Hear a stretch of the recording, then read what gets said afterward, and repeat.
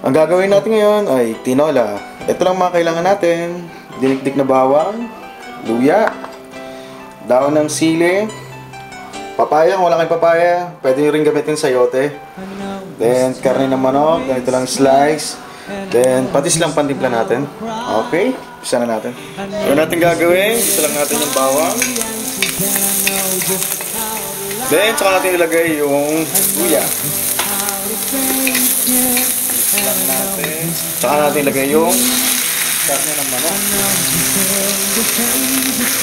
Isa lang natin.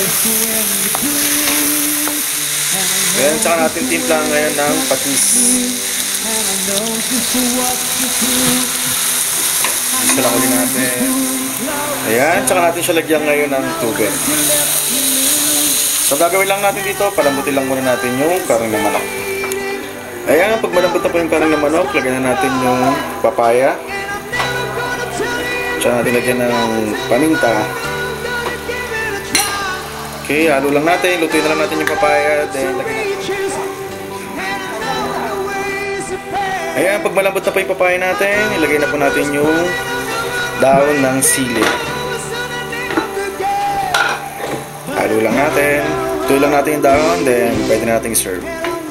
Ayan, luto na yung tinola natin. Pwede na tayong humigop ng mainit na sabaw. Para sa inyo to, sa mga nag-winter. Okay, Doc. Ayan, ito na po yung kinalabasan ng tinola natin. Anong sasabihin ni Ax? Happy birthday, J-Lord! Kain tayo! Sige na, humigop ka na mainit ha. Dahan-dahan. I don't know from that at all. I don't know from that at all.